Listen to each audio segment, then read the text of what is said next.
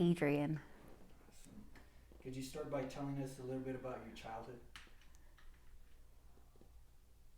I'm a daughter and a sister. I have a brother who's 2 years younger. I grew up in the Bay Area, and my mom is from New Orleans. My dad is also from Louisiana. And yeah, grew up in Hayward. I am the daughter of an addict whom I love, who died when I was 10. That's my dad. Um,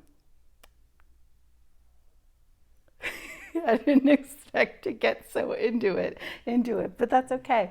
Yeah, it was my childhood was chaotic. I don't remember much of it. It was survival mode, but as an adult, I get to reframe. I'm finding opportunities to reframe my childhood and work with my inner children. Um,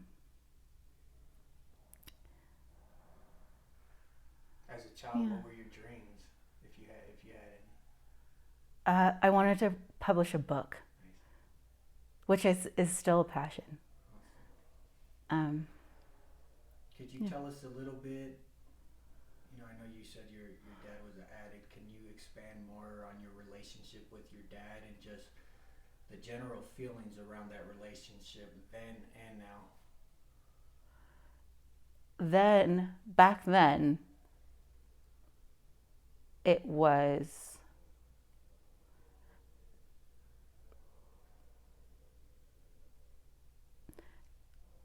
I'll start with describing a day in the life, Yeah. which is coming home from, maybe I went to preschool, I don't know, but knowing that my dad would come home around like 5 p.m. on weekdays or 6 p.m., I don't know, the sun was up and the sun started to set, and knowing that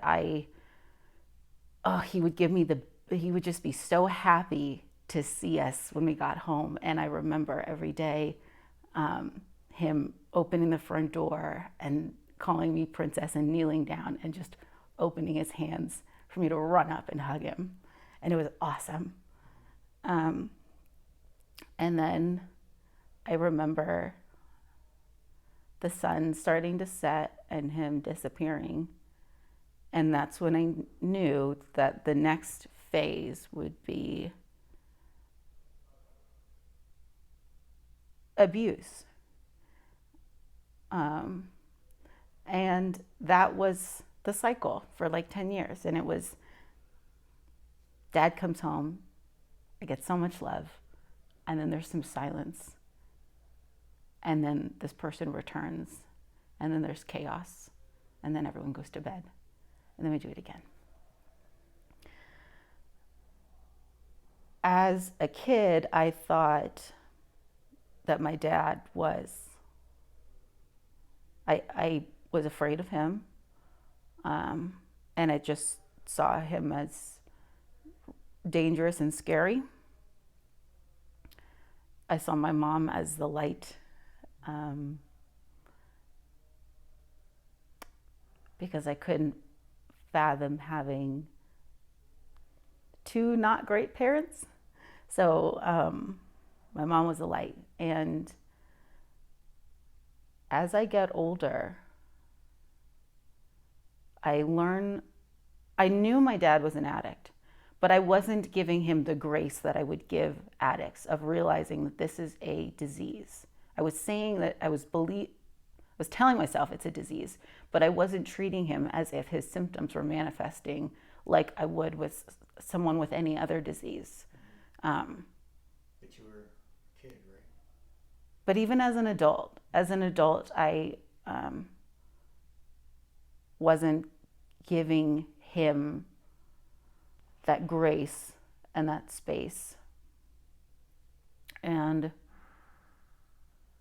as an adult, and as I learn more about addiction, as I become friends with people who are sober, I learn about the layers of people. I learn about how he was a brother, a son, a friend, a colleague, a husband, all these other dimensions to him. And I only saw him as addict dad. And he was even more than that to me. But as a kid, that's the role that he played. That's where he fit. And as an adult, and as I learn more, as I grow and I learn more, and as I see other people who remind me of him in certain ways, and I realize someone in my family did something that was, I see as fairly harmless as an adult, but it triggered a memory of my dad. And I realized, oh, I can totally see how as a kid that would be terrifying. And as an adult, I'm unfazed. I'm like, okay, whatever, move on. But that's a gift, though, to recognize, for me to be able to see that and realize that, okay, that was traumatizing for me as a kid, but I realized that it wasn't the end of the world like I thought it was. That it was okay for me to think that it was the end of the world in that moment. But as an adult, now I realize, like, okay, you weren't going to die there. You were okay.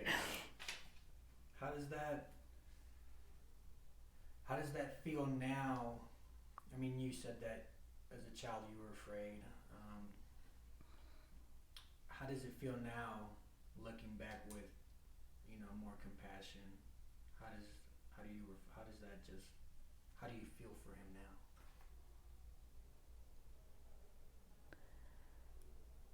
I think he was brilliant. I think he was funny and curious. I see traits in myself that I just tell myself came from him, even though maybe they didn't, but I'm going to roll with it. I love hearing stories about him from family. I realize that he was funny, that he wasn't just someone with mental health issues. He had so many other components. And for a while, I was sad. It felt like I missed out on that, and that it was my fault, that I didn't see these other sides of him. But I mean, I was 10 when he died. So, like, I wasn't supposed to see other sides of him. He was dad. That was it to me. As an adult, I wish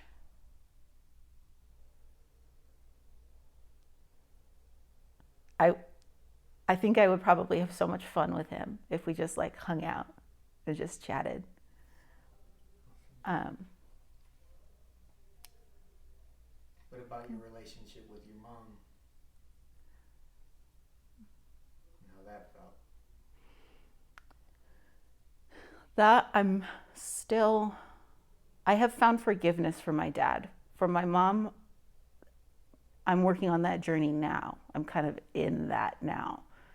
And I realized that I was making her to be a savior because I needed some sort of safety. And now I'm realizing how she contributed to it, to the chaos.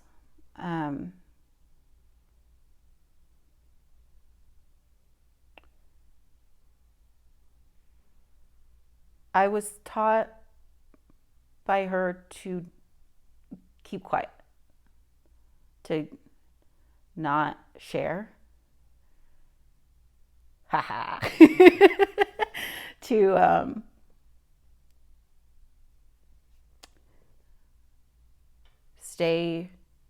just keep it all in the house. This isn't happening. It's definitely not happening if you tell outside people. Your reality isn't true.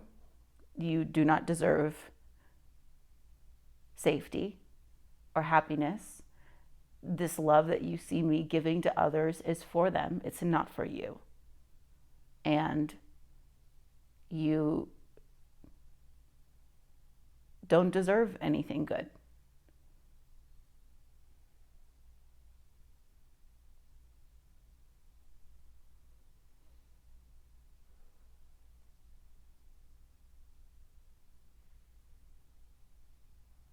So how do you deal with that now? What are some of the positive things you do to, obviously those things aren't true, um, but how do you deal positively with those words that your mom told you? Um, I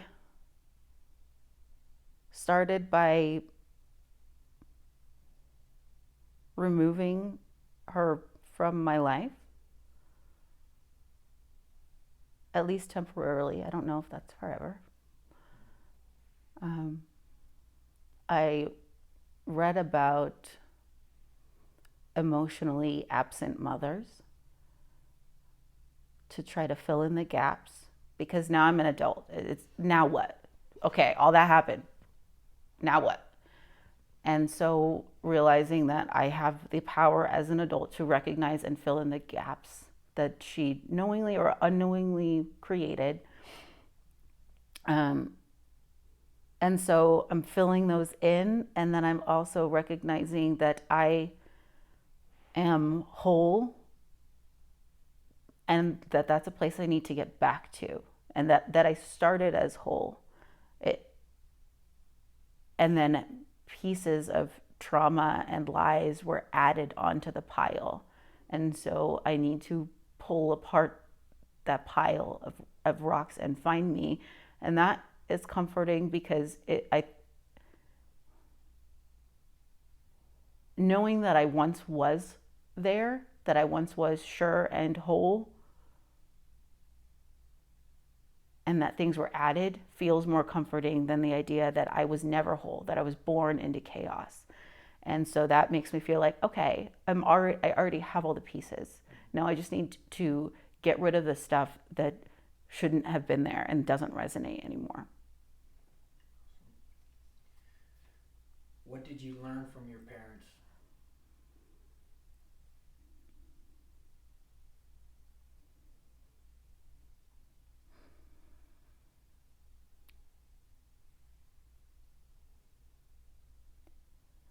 I learned to be resilient and independent. I learned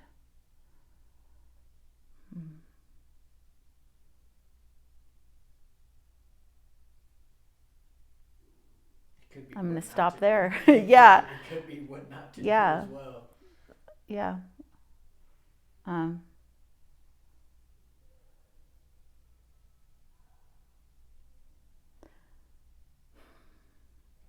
Could you tell us about your first love? And it's whatever you associate as your first love. So it can be a person, it can be a hobby, it can be an object, and how that first love felt.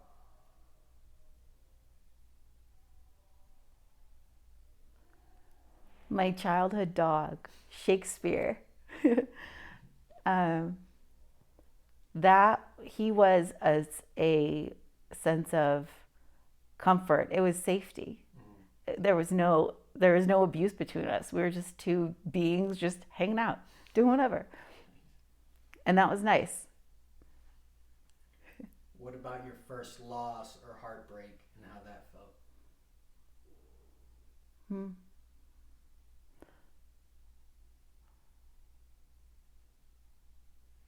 Probably my dad dying, which at the time did not feel like loss. Um, that felt like relief at the time because the chaos was,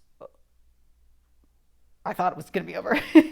um, Part of the chaos was over. And as I grew older, then it started turning into heartbreak as I realized what I lost, the other parts of him that I lost. Um, Now I believe that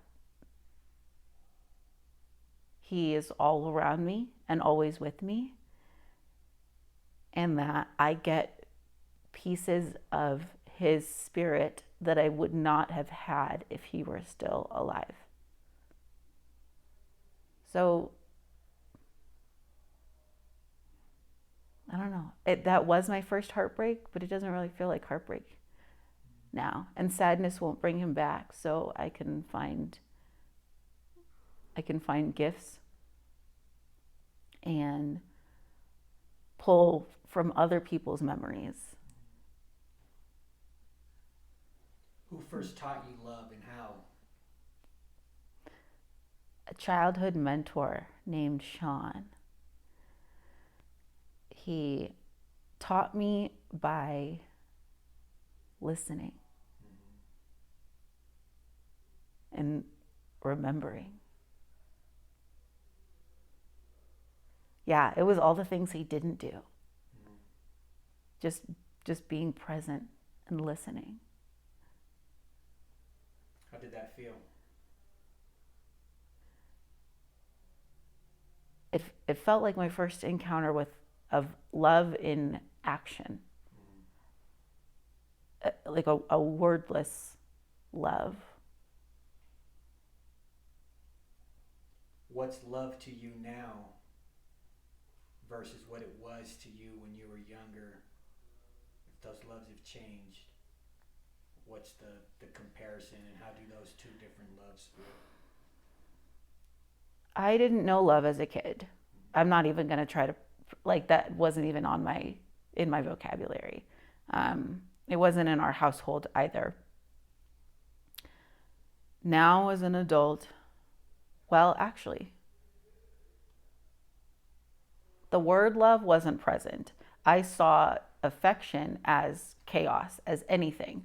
If you're getting any attention, that is more than you deserve. So just take it all. Take it all. Which I guess was the closest thing that resembled love to me. Or connection, at least.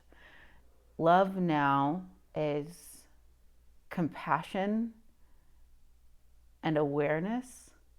I think it's a being present and allowing people to be who they are, however they are. It is observing. It is giving people space to do what they want and not inserting yourself how you think things should be. How does that feel? It's great now. It felt really foreign for a while.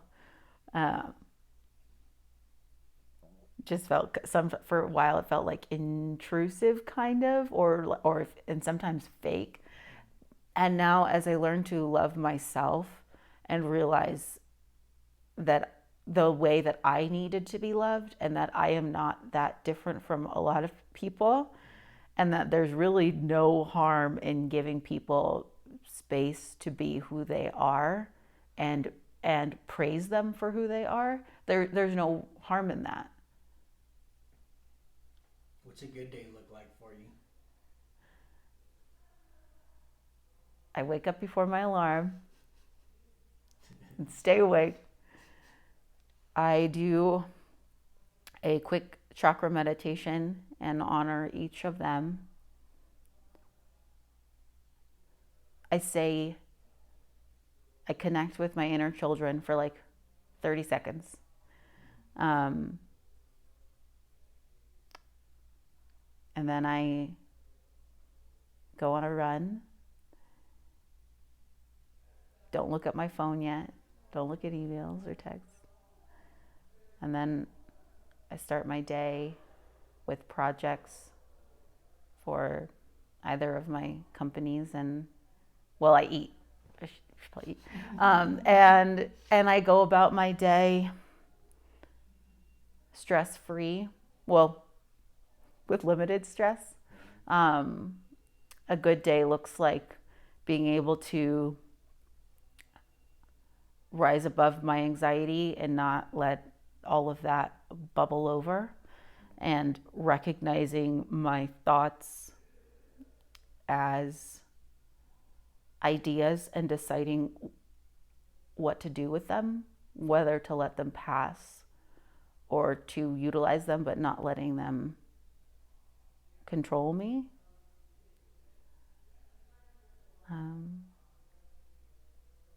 The flip side of that, what's a bad day look like? Ooh, bad day. Bad day. I'm woken up by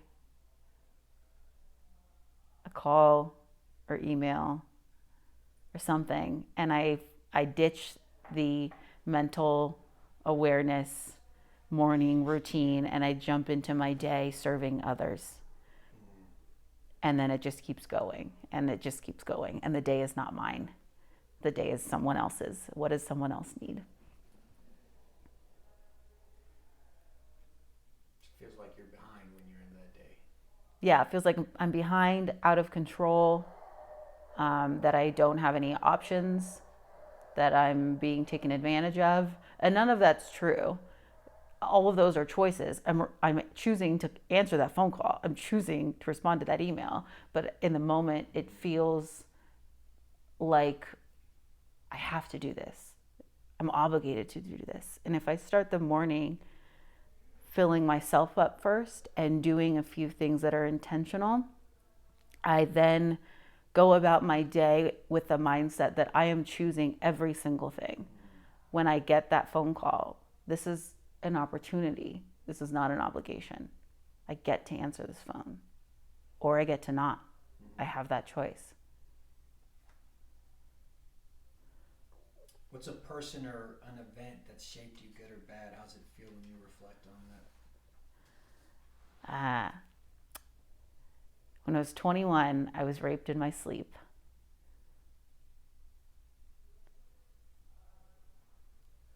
By a close friend. And I went to the police station and the hospital and the police station again and back and forth and got hit on by the cops and looked at funny when I didn't want a man to give me a rape kit at the hospital, and we can tell you're still drunk from last night and we know he was sober, but are you sure you weren't asking for it? And we know you were asleep when it happened, but well, why didn't you just wake up sooner? And having my paperwork lost for 6 months, and realizing at a certain point, having the police department judge me for asking my rapist if he offering to not press charges if he would go to therapy. And that's when it all went downhill, which I never thought would happen.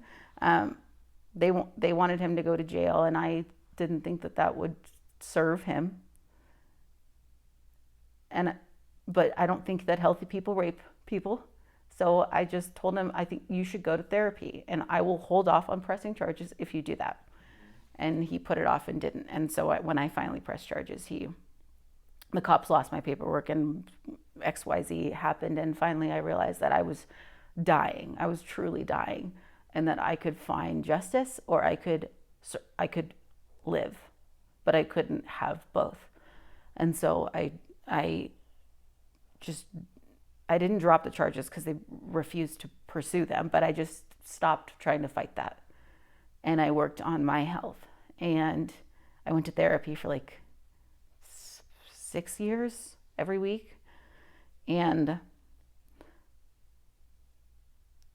it's wild to even think about, how do I phrase this? I turned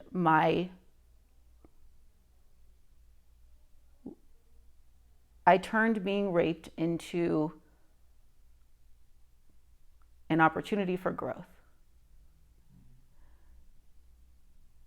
That was the catalyst. I was living in so much pain already, in minor traumas that just kept happening. But I thought that that's what my life was supposed to be. It wasn't supposed to be good, just all these little things. And having that one massive thing happen completely changed. I knew I had to go to therapy. within an hour of leaving, I I knew I need to go to the hospital and I need to find a therapist. I don't know how I knew that, but I'm grateful. And that was the catalyst for waking up and being aware and realizing that these things should not be happening to me, but they are. So, what am I doing? And what do I need to change about how I show up and who I let in so that these people who I'm playing victim for don't have access like they did?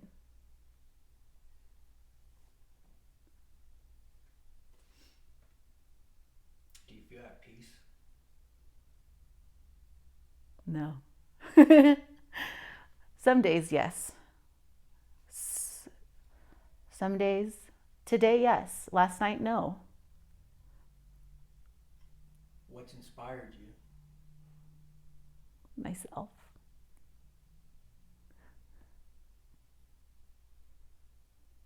Realizing that my life was not normal.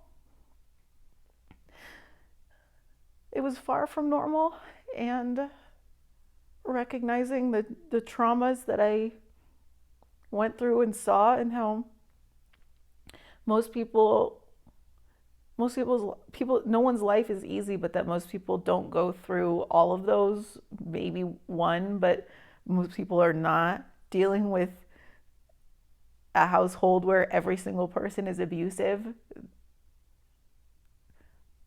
Most people's parents don't die when they're 10. Most people are not raped in their sleep, much less all of those happening. And I just thought all of that was just normal. And as I talked to more people, I realized that people have been through pain, real pain.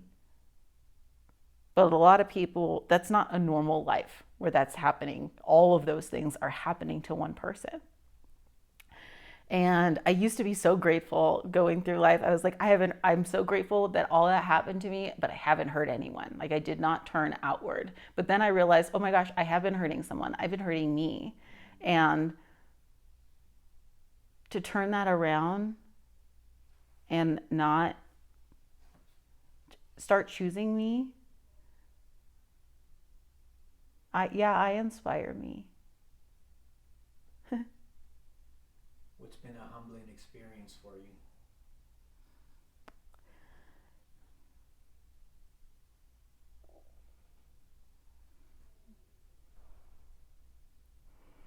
Realizing that my spirit guides have been around the whole time, and that I wasn't using them. How do they help you? I have had one quite literally suck the pain out of me when I said their name. I have had them communicate things that were going to happen to others. I have witnessed them have boundaries when I didn't, and pull people out of my life when I couldn't. I have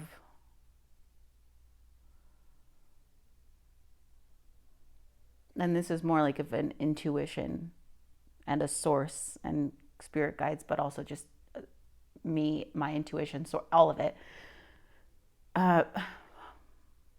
helping me get back in touch with who I am when there's a lot of clutter on top, and I sometimes my mind, which has been trained to think, to not be connected with soul and overpower it. They've been my spirit guides have been a compass. Go in your mind and think. This life event can be mental, physical, or spiritual. Tell me about a time in your life that you can relate with the word war.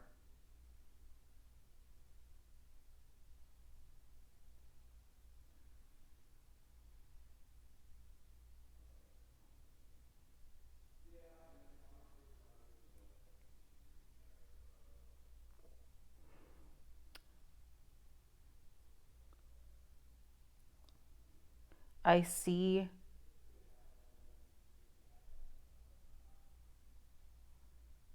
reflections of my childhood trauma reflected in good people who I love, who just happen to be triggers. And the war comes when I struggle to decide whether this person is harmful or if they are just representing something that my child self is still afraid of. And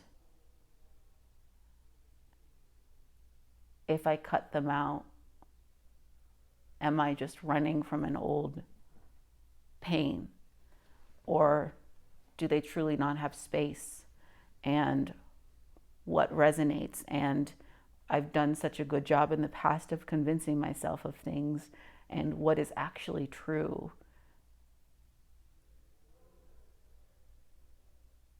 War comes within my mind when my spirit,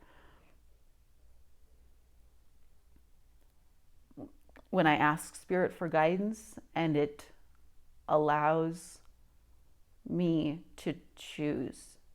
When I say what to do, when I ask what to do, and spirit says either or both, or it's okay.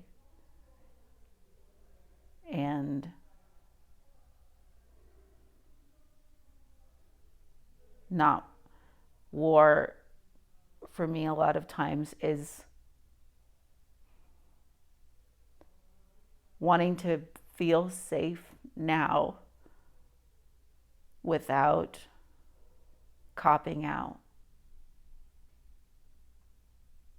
and not knowing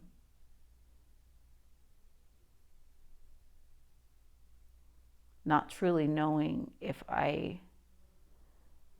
the choices I'm making, what I'm preserving. Am I preserving my whole self, my current self, or am I preserving peace from a past trauma that sits that I just don't want to see?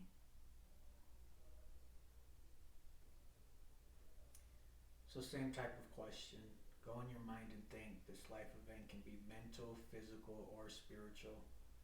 Tell me about a time in your life that you can relate to the word peace.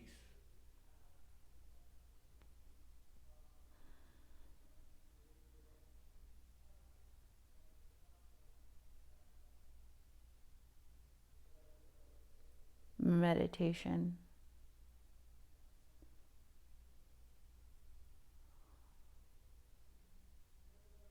How does that feel? Pretty cool. Pretty cool that that we have the power to. I have accidentally replicated psychedelic trips just by meditating, and that's pretty cool. Um, to be able to create that space in your own mind, on your own, or with help. Could you tell us about a truly difficult time in your life, how that felt and how you endured?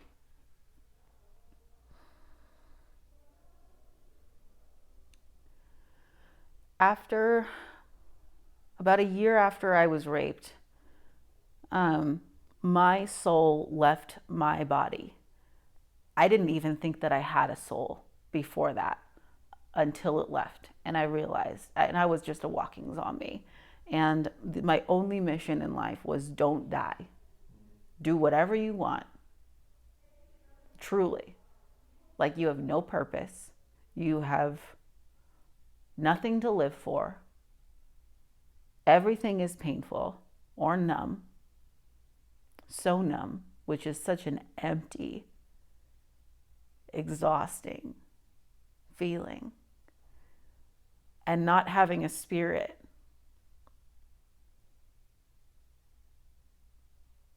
being so unhealthy that my spirit left its own body.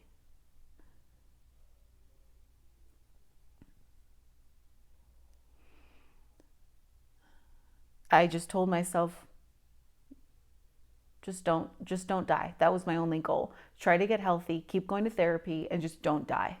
And there were days where I told myself, well, you have money in the bank, so if like you should spend it before you die. And sometimes that would get me through the day. Like, don't die today, because well, then like what'd you go to work for? And it was just every day just trying to convince myself of something else to keep me alive for the day.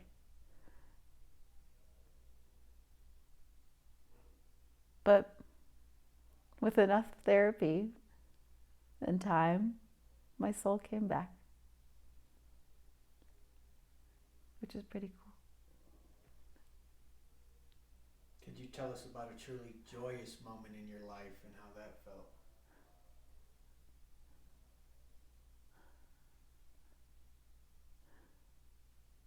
When I took myself backpacking to Europe alone and with a one-way ticket, I flew into Ireland, gave myself 29 days, and just wandered Europe. And it was so great. What keeps you up at night? Instagram. Oh. um,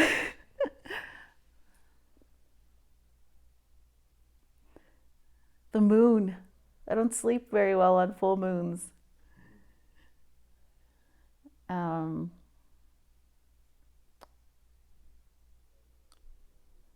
Creativity, wonder, questions, ideas, new projects I want to start,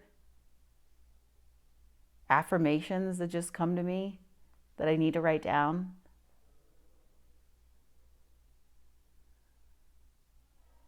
What keeps you going every day? The fact that I get to.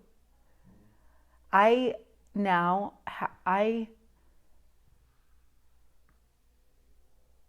I ran away from home at like 22, if you can do that at 22. Maybe that's a little too old. But yeah. And it was abuse every single day. When my dad died, other people filled that role of abuser, of physical abuser. And so even when I was younger, I didn't have a choice. And now I get to choose. And I can do anything. I might not succeed at it, but I can try anything. That's just wild. The fact that my soul showed up on planet Earth in this physical body, and now I get to decide what the fuck I'm going to do every single day. That's a pretty good reason to get up and go do stuff.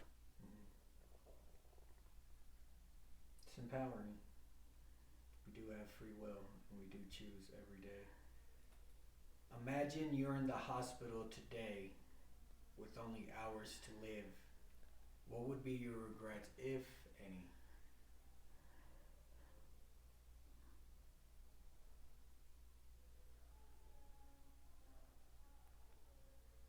Not checking up on people. So you're obviously here alive and well. Do you feel that you can change that regret? Yep. You told me what your dreams were as a kid. What are your dreams now? They are the same. Write a book. Well, I achieved one of them this year, which was to open a women's excursion and to help people. I have been an event producer for 13 years, and I slowly, every few years, became more focused more of my work on things that actually serve people instead of helping really rich people spend their money, which is kind of fun to watch sometimes, but that isn't like, what is, now what? And so I just got more into events that really enrich people. And then now deciding that I can also not just plan those events for people who think of them, but I can be the one to think of them and do that. And so yeah, just help my dream is to teach people that they're not alone, that speaking up is pretty much, at least for me, I've never regretted speaking up. There are things that I've learned, and there are things that I do differently, but the backlash that I've thought would be there has never occurred. And the resources that I created that I thought I would need to pull out, I've never had to. And that there's always a person or two who recognize your story and needed to hear it. And it's never who you thought.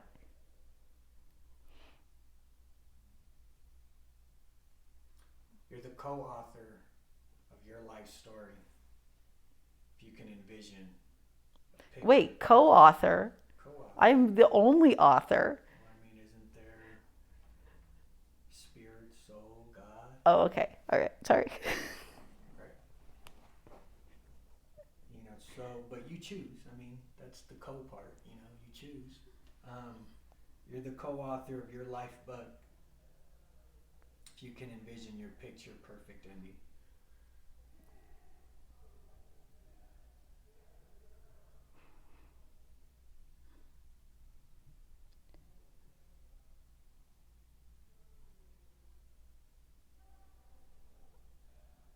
Yeah, like, Huh. man, this is Um,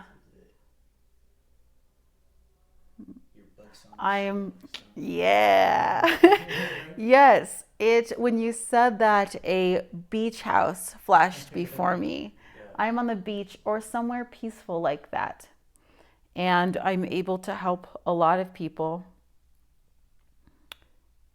all at once via a book or via in-person or online workshops.